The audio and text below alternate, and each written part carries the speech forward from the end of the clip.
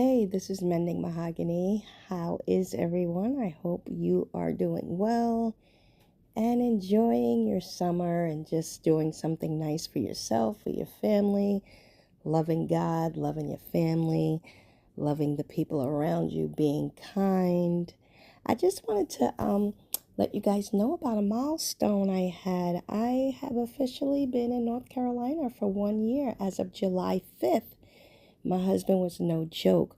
We left New York 4th of July night, 2024 at 10 o'clock at night in the rain. I had never driven in New York City. I drive. I don't want people to think I don't drive, but I don't like driving in areas that I'm not familiar with. So, of course, I would drive. I have no fear of driving, but I'm not comfortable driving in places that I've never driven before, much less driving from New York to North Carolina by myself in my own car with my dog. My husband was in my car pulling the trailer. I was in his car with the dog. I mean, everything, like, there was no space in either car for anything. So, like I said, it's 4th of July night. We're pulling out of the house that we lived in for almost 12 years.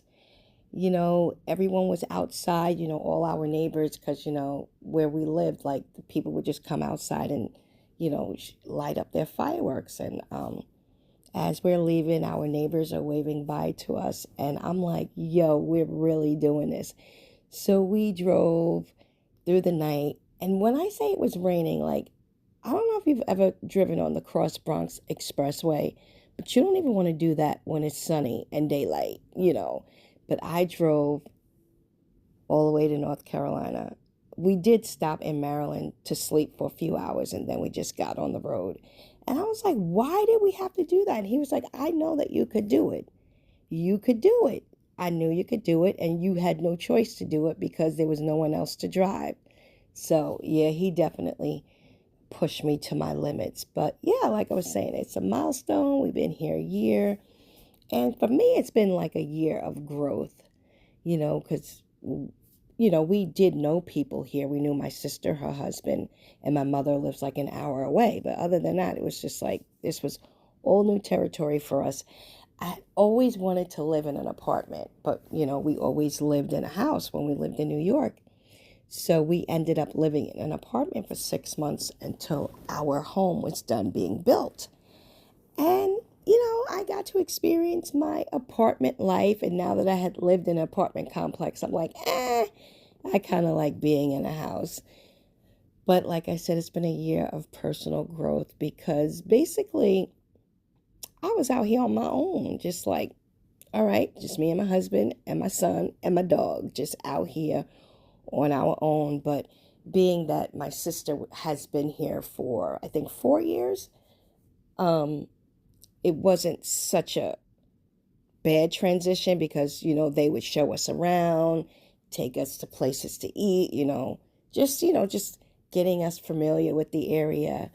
And, it was a good move because, like, for example, when I say personal growth for me, the church that we go to, they have like life groups where you meet outside of the church. You'll meet at like a particular coffee shop every 2 weeks, converse on a particular topic, get to know women that you don't know, and it's like a 12-week life group. So my first life group I signed up for, you have to sign up for it online, and I walked into the Mellow Tea Shop, and like I didn't know nobody, but I walked in there like, hello, my name is Stephanie. Number one, my accent, everybody knew I was from New York. I didn't even have to say it. But I just was like, I cannot meet people and be being a wallflower. So let me get up, get on out of here and meet some people. And I'm glad I did. I'm on my second life group now with a different group of women, discussing, everything from A to Z. Of course, it's faith-based, but, when you get women together, you end up talking about a variety of things. So yeah, I've learned, this is past tense, I've learned to be okay with walking in a room not knowing anyone and just making my way through it, not showing up, like I'm not supposed to be there, not showing up like I'm all that, but just showing up and just being who I am. And it's been a good thing for me because years ago when I was much younger, I was in my 20s, I was the type of person where I couldn't go anywhere by myself. Grocery store, just, I don't know, it was just, obviously it was some type of fear that I had about going to places by myself. But over the years, I've just been like, especially as you get older, I'm midlife. I'm not looking to be traveling with a whole group of people. At this stage in my life, I don't need a whole lot of friends. I just need a few good ones. And, you know, it just is what it is. It's just a level of comfortability that you have with yourself to be able to push yourself outside of your comfort zone, no matter what it is. Me and my husband are taking a beginner's line class tomorrow. Like, we're both pushing out of our comfort zone because, number one, line dancing, they make it look easy, but it's a whole lot of footwork that I am not. I am not. I could do the cha-cha slide. I could do the original electric slide. I could do the wobble, and that's the limit to how my feet work. So, that's, it's not necessarily, it's basically just doing the things that you wouldn't normally do or you wouldn't normally feel comfortable doing. Just get out and do it. And I'm learning just to stop. I was always the type of person to overthink stuff and overthink stuff that ain't really necessarily meant to be overthought. Just do it, you know. And we have become boat owners, which is wonderful. We love being on the water. We love being boat owners. It's, like I said, it's not something we ever thought we would do, but we went to a boat show and then we started looking into boats, and then next thing you know, we're going to boat dealers and now we have a boat. So, it's a beautiful thing. I'm definitely not regretting moving here. Do I miss New York? I miss people, but as far as New York itself, no, I don't. But of course I have, dear people that I love back in New York, but it's a phone call or FaceTime, car ride, or airplane away. And, the relationships that are meant to be maintained will be maintained. And you don't always have to see someone and be in someone's presence to remain friends. So it's just a learning curve.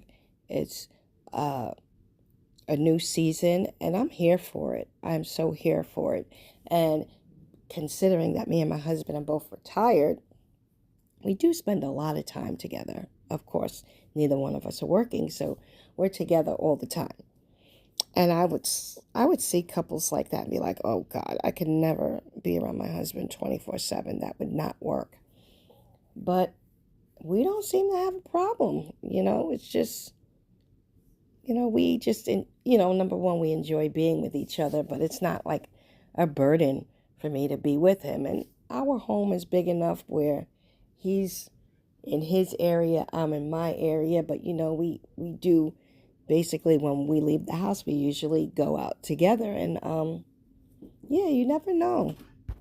So summer's going well. My girlfriend came up from Virginia to spend the weekend with me, and it's crazy how we met because our husbands were in the military together and they hadn't seen each other in over 30 years.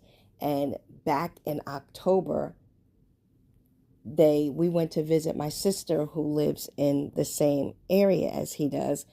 So we spent some time with my sister, and then we were going over to their house so they could, have this 30-year reunion, because they have been talking to each other, back in New York over the past couple, like 2 years.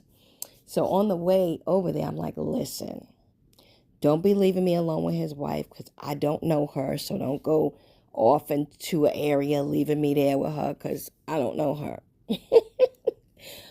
we ended up hitting it off so good. She's such a beautiful person. And that was just like an organic friendship where, because it ain't no guarantee that just because your husbands are friends that y'all gonna click. Because I've been in that situation too. Like, you gonna have to hang out with him by yourself because me and wifey, we ain't clicking. But it just so happened that we just ended up hitting it off, and we've been friends almost a year. She lives in Virginia, and they came up for the weekend. We've gone to their house for the weekend.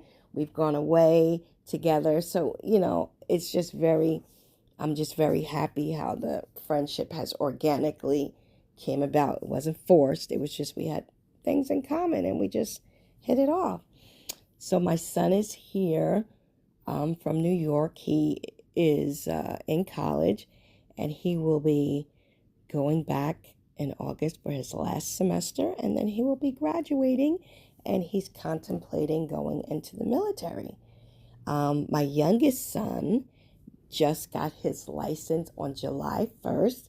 He completed a semester of college. He's taken summer courses. He's been working consistently since he's been here. So I even see growth in him, because he was getting a little wild in New York, and we was like, yo, we got to get this kid out of here, because you already know what can happen when your kids start getting too much in the streets. But it's just overall, my oldest son, who's still in New York, he's still with his girlfriend and living with his daughter. We're trying to tell him to come down here, but, got to come down with a plan. You got to come down with a plan. And, like I'm not trying to sell the move on my kids. We're not holding anybody hostage. If my youngest wants to move back to New York, he's got a car. As long as you go up there and you can support yourself, so be it.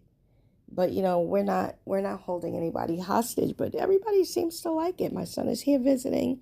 He likes it, and it's just a good.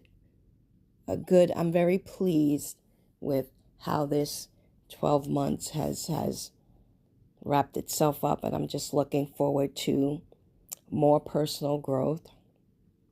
I'm looking forward to more blessings, and I'm just content. I'm just content right now, and I'm just glad we decided to make a move, because we had mixed opinions. People saying, oh, you shouldn't do this, and the market this, and y'all are building a house, and you ain't going to be able to sell your house, and everything worked out from start to finish. So God is in it. So if you have something that you want to do, you got to be careful who you allow to give you advice. I'm not saying don't take anybody's advice, but you got to, how can I say?